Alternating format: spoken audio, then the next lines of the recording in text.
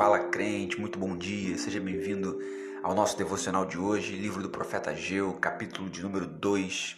Um pouco tempo depois de iniciar as suas mensagens ali, vindas diretamente do trono de Deus, vindas produzidas pelo Espírito Santo, Ageu então se direciona novamente aos líderes, se direciona ao povo e faz uma pergunta impactante logo no versículo 3.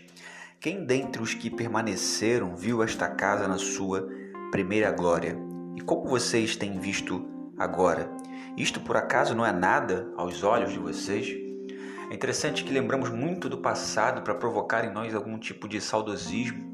E Ageu está impulsionado pelo Espírito Santo aqui, fazendo com que eles tenham menção do passado, lembrança do passado, não para criar um saudosismo, mas questionando-os, impactando com a palavra no sentido: isso não tem causado nada em vocês? A glória de Deus, a presença do Senhor se manifestava num templo muito bem estruturado e hoje ele está em ruínas e isso não causa nada em vocês?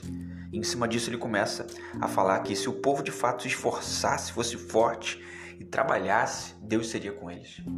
Entender a nossa parte e fazê-la, compreendendo que Deus, ele não apenas fará, Deus já está fazendo a parte dele.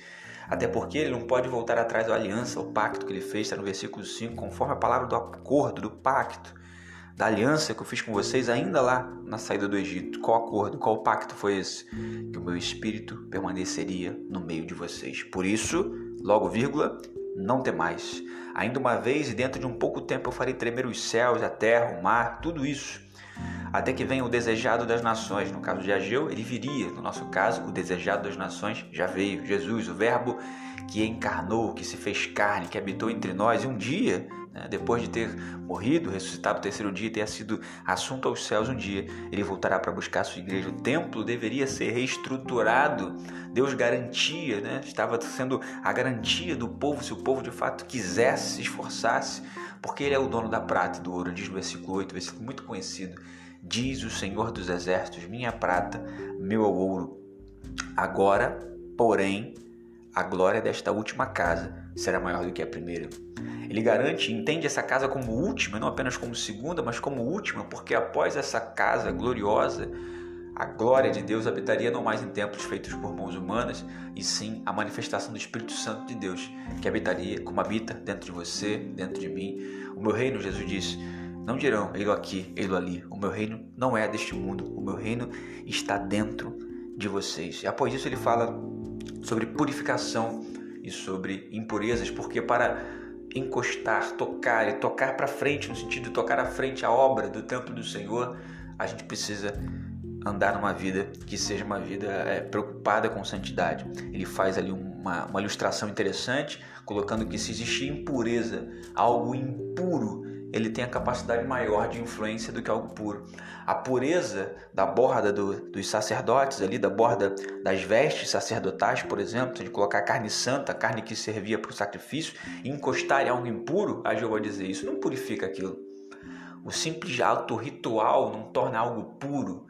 Porém, entretanto, contudo, uma vida de impureza, ou seja, alguém que tocou em algo impuro, aquilo é algo extremamente contagioso para impureza.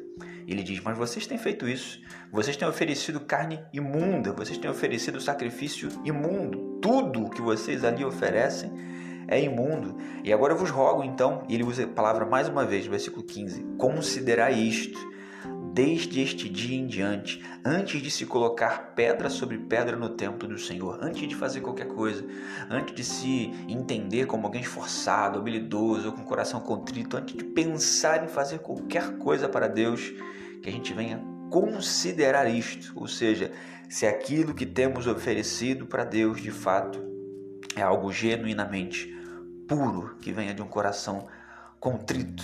Ele disse, eu vos feri com queimadura, com ferrugem, com granizo, em tudo das minhas mãos, eu fiz isso, e mesmo assim vocês não voltaram para mim, diz o Senhor. Versículo 18, ele diz mais uma vez, considerai agora, desde em diante.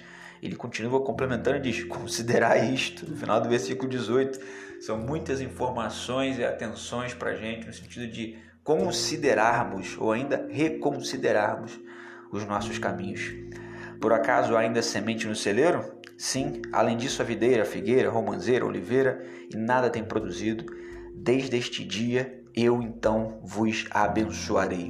A terra continuava a mesma, A questão não é quem planta, a questão nunca foi quem colhe, e sim, como Paulo vai dizer lá na frente no Novo Testamento, quem dá o crescimento. E quem dá o crescimento sempre foi o Senhor. Naquele dia, último versículo 23, diz o Senhor dos Exércitos que tomaria então como seus filhos, como seus servos, aqueles que eram líderes, e faria, ele diz, para eles, ou através deles, como um sinete, como um anel de selo, para testificar todas as suas palavras, porque eu te escolhi, diz o Senhor dos Exércitos. Que haja uma compreensão dentro do seu coração na manhã desse dia, que Deus te escolheu para fazer a diferença, em nome de Jesus.